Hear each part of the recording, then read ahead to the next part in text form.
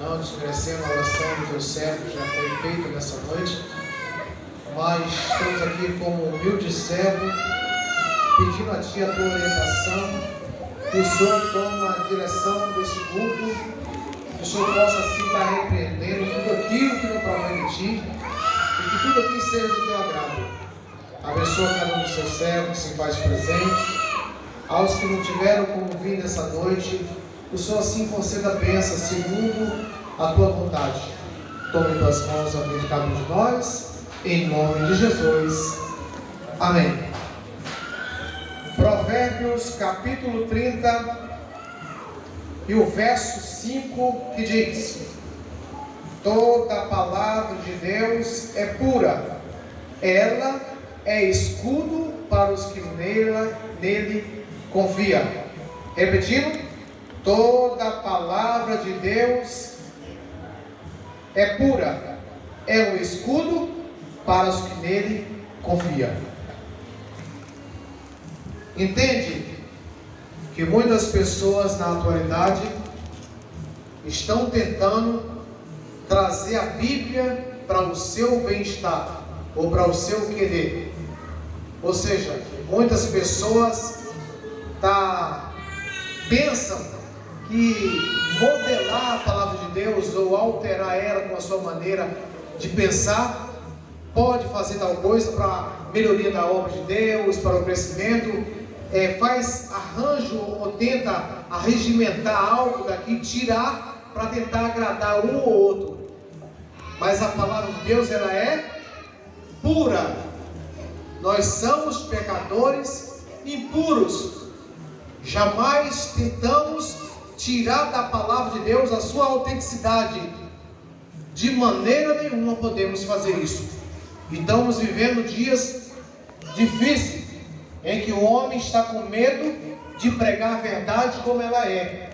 Ela é verdade absoluta e ela é inalterável, ainda que o homem tenta mexer nela. É impossível de um homem ir além, tentar mexer num livro sagrado que há mais de 2000 anos vem fazendo mudança de vida, transformação de pessoas aguardando a volta de Jesus, tudo porque adquirimos a informação neste livro.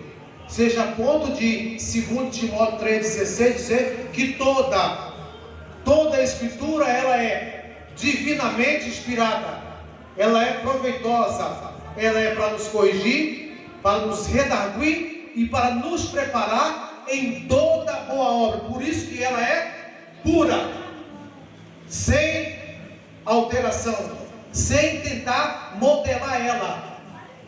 É certo que nós estamos vivendo um período da tecnologia muito avançada, em que os apps de mês ou meses eles estão sendo atualizados, não é assim? A gente compra um celular, daqui a pouco tem uma nova atualização, tem que se apertar lá, e às vezes senão o aparelho não funciona. E isso os homens estão querendo trazer para onde? Para a palavra de Deus, tentando atualizar a palavra de Deus. Ela é pura e inalterável.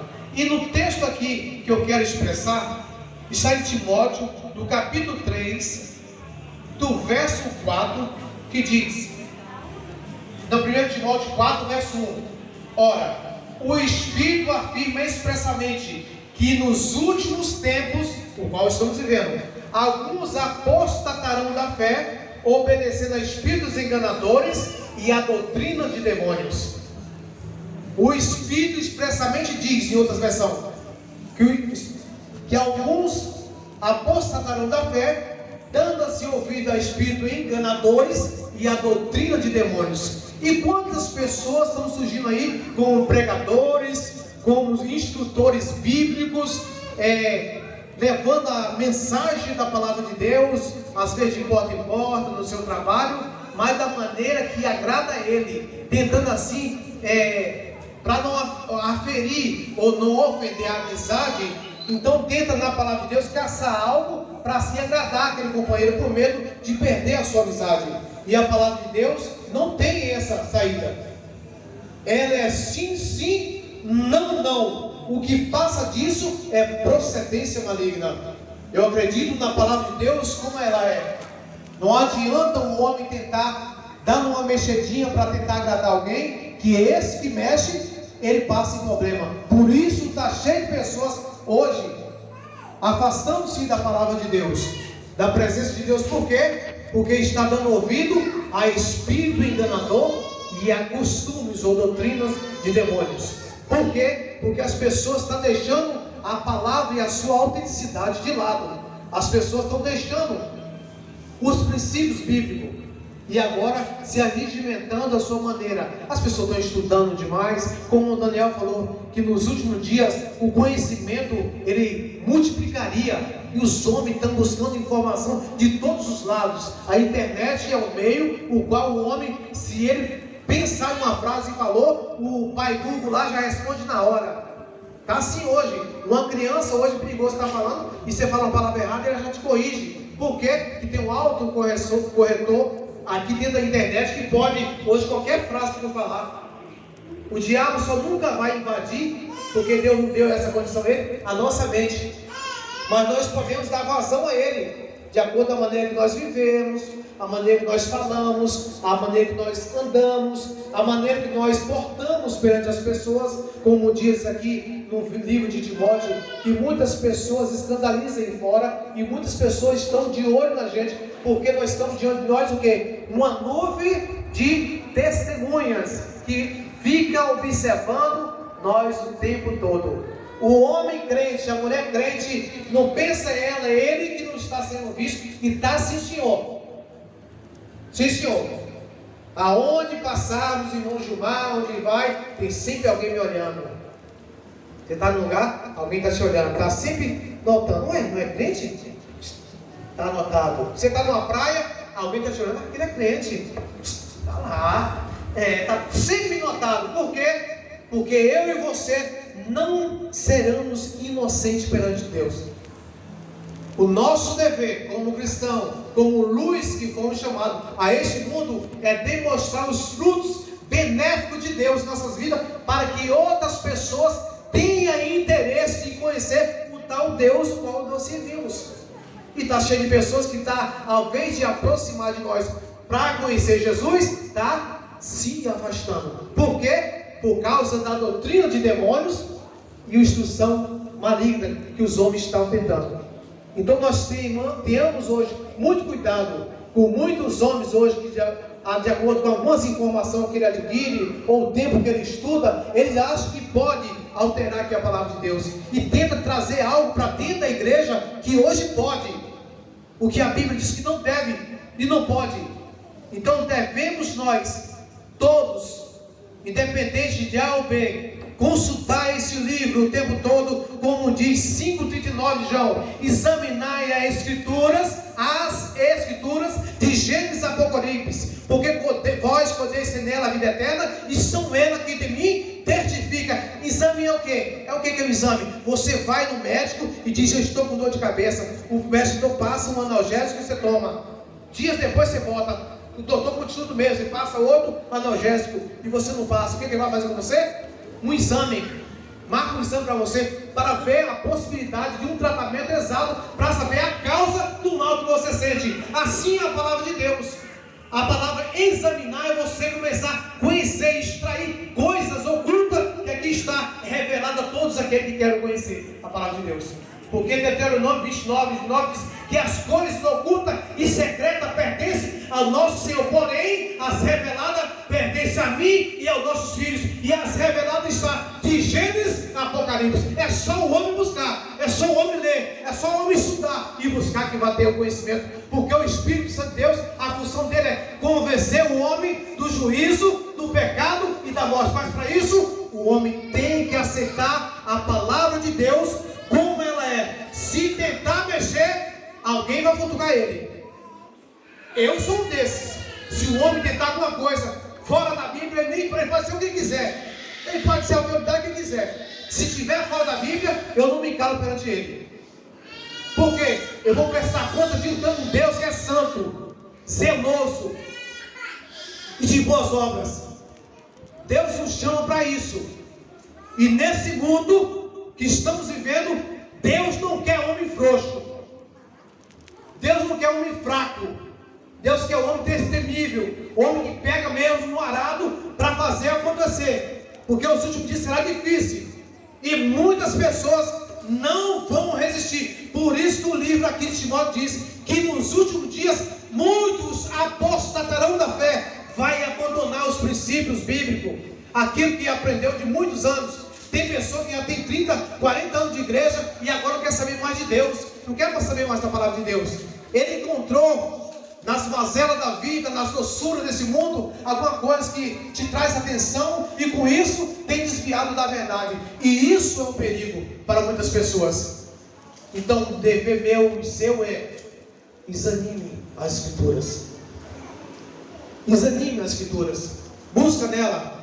Se o irmão Gilmar estiver falando algo que é contrário, usa a sua Bíblia e me chama, conversa comigo. Pode pegar sua Bíblia, pode abrir. Não tenha vergonha não. Não deixe o inimigo falar nada não.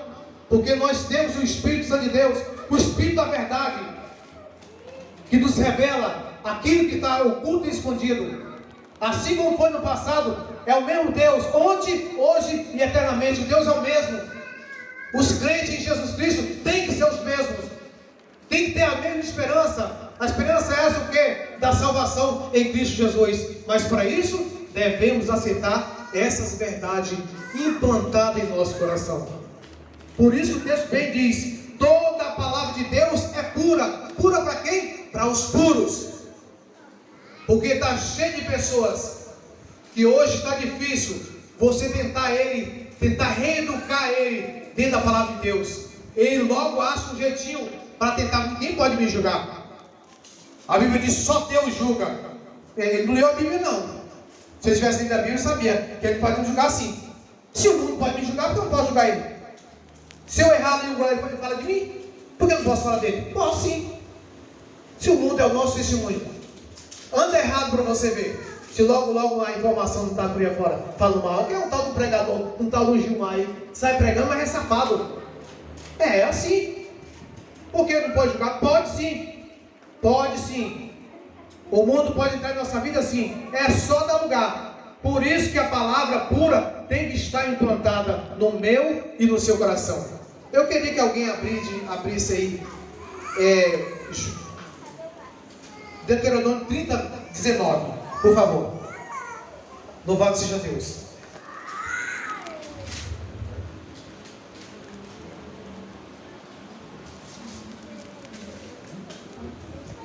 No verso 7 do capítulo 30, abre aí, Deuteronômio 30, 19. No capítulo 30 de Provérbios, do verso 7 e 8, diz: duas coisas te peço, não me negues antes que eu morra. Afaste de mim falsidade e a mentira, não me des nem pobreza nem riqueza, dá-me o pão que me for necessário. Esse pão pode ser o pão físico e também o pão espiritual, que é a sua palavra. Não me negues antes que eu morra. Duas coisas te peço: me afasta da língua mentirosa, me afasta do engano. É uma coisa que você tem que buscar. Quem achou o texto aí? Dê por favor alguém que achou aí. 19.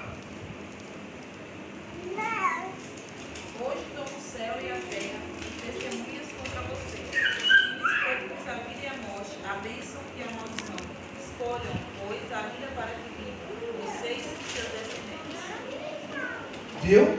Quando a gente aproxima da verdade, aquele ato de aceitar Jesus como o único e suficiente Salvador, nesse exato momento há uma palavra implantada no nosso coração: eis que eu propus o caminho da vida e da morte, da bênção e da maldição. Escolha, pois, a vida para que viva tu e tua descendência. O que é isso?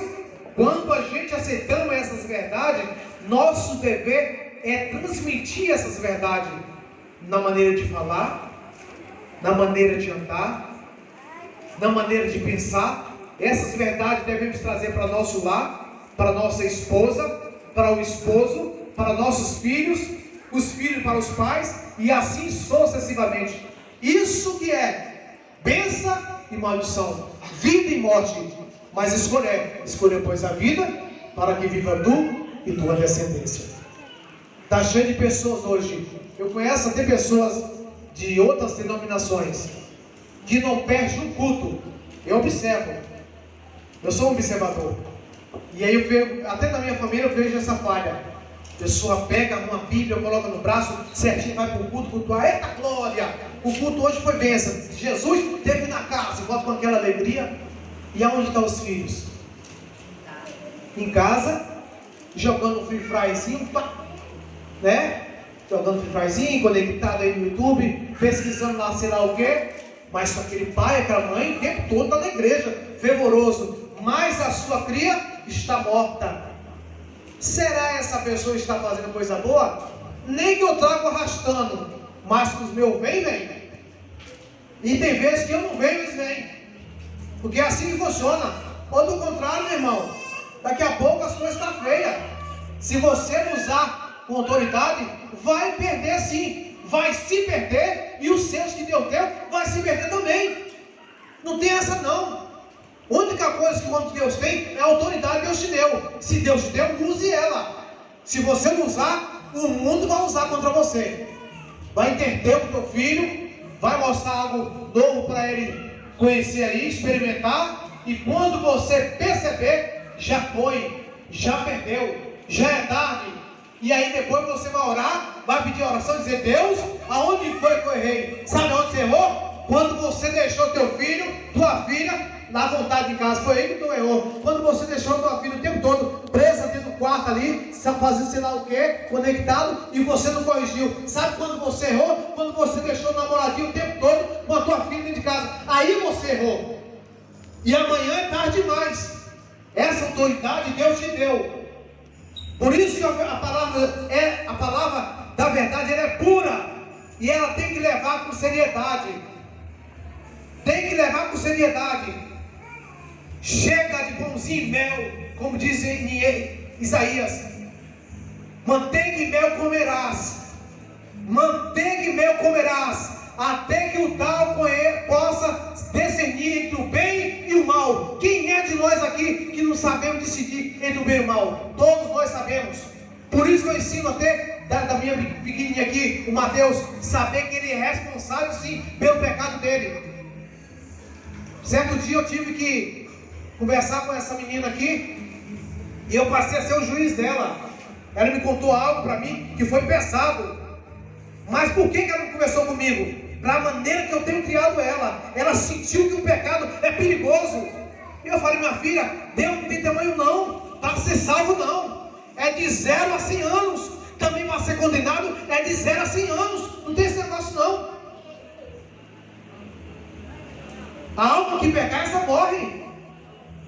Criancinha começou a xingar, falando palavras torpes, está em pecado e pronto, final. E nós temos que mostrar isso, baseando com a condição que temos de espiritual, como líder absoluto que são do nosso lar, que até então o seu pastor é o que está aqui na igreja. Você na sua igreja, é você que é o pastor. É você, já que todo mundo pode ser pastor agora, né? Lá na sua casa você é o pastor, você é a autoridade maior. Não cabe a mim lá educar você. É lá que você é o crente, é lá que você é o santo. Eu já vi umas pronúncias, eu não gosto muito dessa pronúncia aí, que diz que um certo filho falou para a mãe para que o pai continuasse na igreja, porque o pai da igreja era uma bênção, era um santo, e em casa é um diabo. Existe essas pronúncias aí, né, alguns segmentos aí. Por quê? Porque em casa as pessoas não conseguem se comportar como a palavra manda. Sai daqui, isso é só uma capa. É só uma capa isso aqui. Quando passa daí para fora, só Deus sabe o que faz. Eu tenho ouvido coisas aqui absurdas. Dentro de pouco tempo que estou aqui nessa cidade, de alguns acontecimentos aqui. Essa semana mesmo, tem pessoas que chegou ao nosso ouvido e falar algo que está acontecendo que é sério. De pessoas que estão em forma, todo cheio de uniforme, todo bonitinho, mas estão praticando coisa errada aí fora. E é da sua igreja. Isso é muito ruim. Isso é muito ruim. É da sua igreja, né? A sua igreja não é assim não. A sua igreja, o negócio lá é sério. Mas como a pessoa veste tudo bonitinho assim, mas está praticando tal coisa? É assim. Essa pessoa está levando a palavra a sério? Claro que não. Claro que não. E Deus muda por isso? Claro que não. Deus continua o que Ele é. Ele é absoluto. Ele é absoluto. Quando é para te consolar, te consola. Quando é para te exortar, te exorta. Quando é para te exaltar, te exalta. Mas quando é para abater, também te abate. Deus é assim. Deus é um Pai amoroso, mas é um Pai de justiça. Ele é amor, mas também é fogo consumidor. E as pessoas estão cheias de pregações bonitas, pregações endossadas, só pregam Deus de amor. Deus ama, Deus não esquenta a cabeça não, fica do jeito que está, vem como está, permaneça, continua. Está cheio de pregadores gostosinhos, assim bonitinho, que está cheio de coisa boa, só fala doce, fica à vontade, venha à vontade, Deus te ama, Jesus morreu de braços abertos para te salvar, continua. Não é chegado a tempo, findou esse período das pessoas continuar no amor de não, ficando morno, afastado. Ou você é crente ou frio, neutro está fora.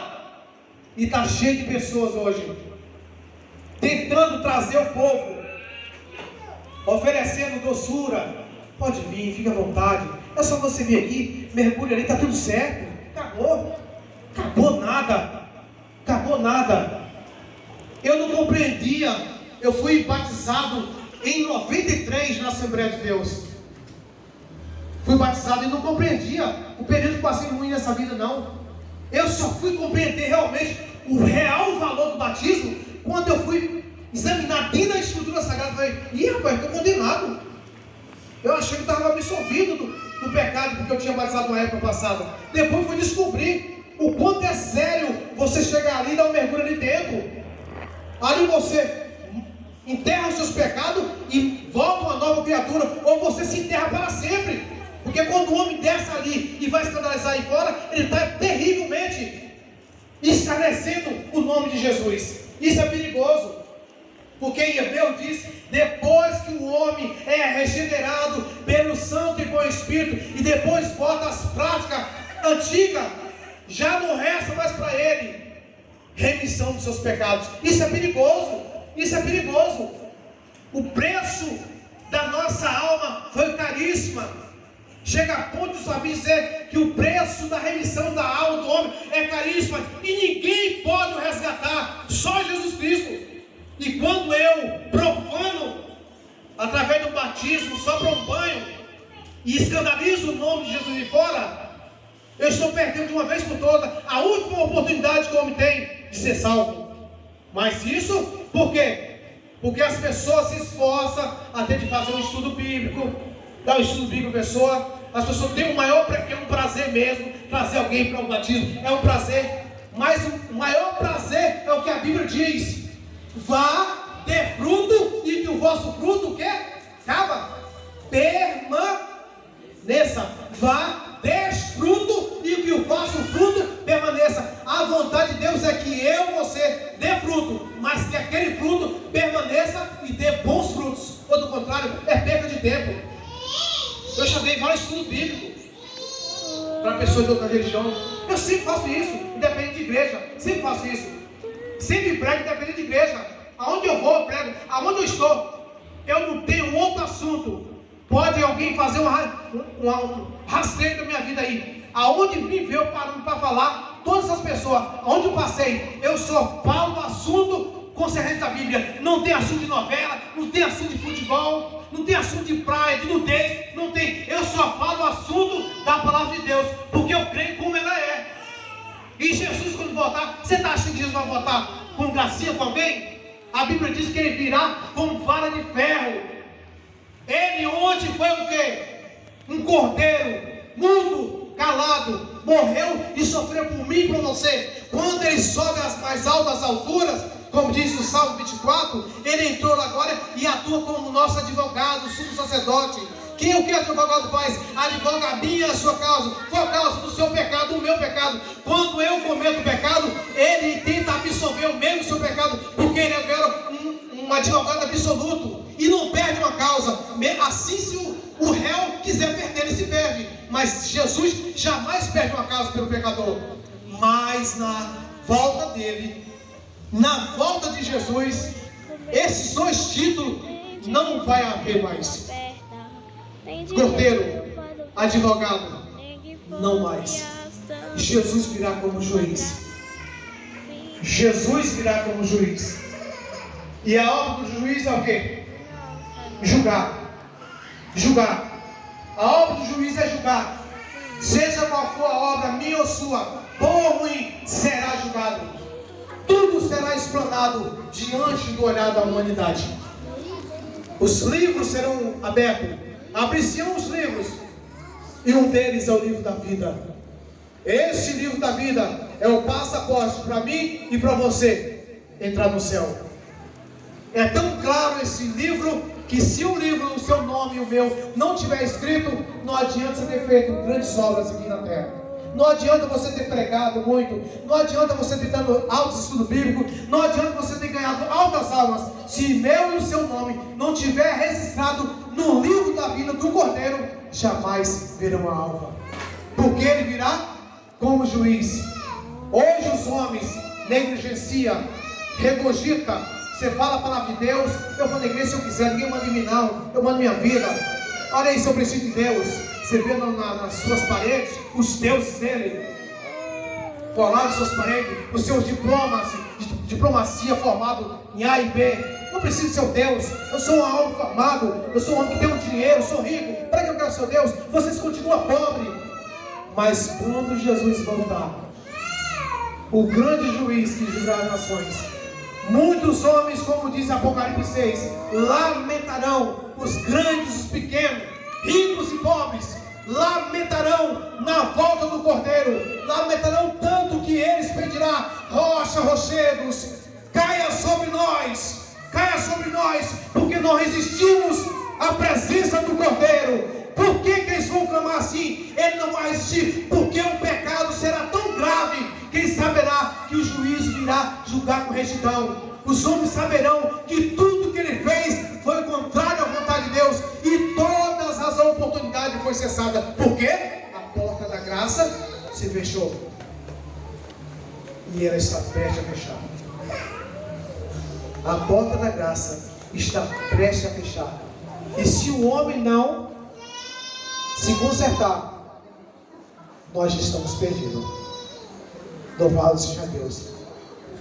Quando eu leio Isaías 6, dos versos posteriores, e vejo Isaías numa visão, vendo os serafins com 6 asas, aquilo me chama a atenção. Com 6 asas, 2 ele voa, com 2 cobre os pés, e com 2 cobre o seu rosto. Quando Isaías chega a dizer, eis que eu vou morrer, porque eu ouvi a face do Senhor. As coisas tão sérias, nas coisas celestiais, que o homem em pecado jamais pode alcançar a glória de Deus. Fujamos do mal, fujamos da presença do mal, fujamos das coisas desse mundo, porque todo entretenimento que tem aí é para entender você, para você não chegar até Deus. O diabo não é brincadeira. O diabo não é brincadeira. Tudo que está acontecendo aí é para entender você, para você não alcançar a salvação. Ninguém melhor do que ele saber de onde ele foi expulso, porque a Bíblia diz, entre pedras afogueadas foste tu lançado por terra e profanado no meio da nação. Ele foi profanado. Por que pedras afogueadas? Porque a Bíblia diz, aonde Lúcifer pisava, era pedras preciosas. A luxúria que ele tinha, o luxo no céu, ele sabe que não tem como voltar mais. E ele sabe que eu e você há a possibilidade de chegar até lá. Eu e você tem essa oportunidade, por intermédio de Jesus, de chegar no lugar que um dia ele morou. Por isso ele vai fazer e lutar, como diz a Bíblia, dia e noite, para tragar a sua alma, para que você não alcance o céu. Porque ele sabe, por mais que ele é rebelde, tudo de bom está no céu. Não o que está de bom no céu é as pedras preciosas. Não é o que está no céu que é bom, porque as ruas são de ouro. O muro de jaspe e cristal. e que tem um rio claríssimo, transparente. Não é por isso, porque lá está Deus. Porque lá está Deus. Ele sabe que lá está o Deus Todo-Poderoso. E aonde Deus está, é bom. Por isso a Bíblia diz que o mundo jaz no maligno, e tudo está concernente à tua vontade. Se não for a mão de Deus para guardar a minha alma e a tua alma, estamos perdidos. Por isso tentamos lutar com pouca força que temos para alcançar a vida eterna. Eu já vi pregador falando que merecemos a salvação. Eu digo para ele que é mentira. Ninguém merece a salvação. Nenhum homem merece a salvação. Todos estamos debaixo da misericórdia de Deus, o qual é a causa de eu e você não ser conseguido. Então ninguém merece a salvação. É um dom gratuito de Deus, por ter desenfeitado a sua glória, enviado Jesus aqui para morrer, para padecer, para dar direito a mim e a você aquilo que o homem tinha perdido, o direito de ser salvo.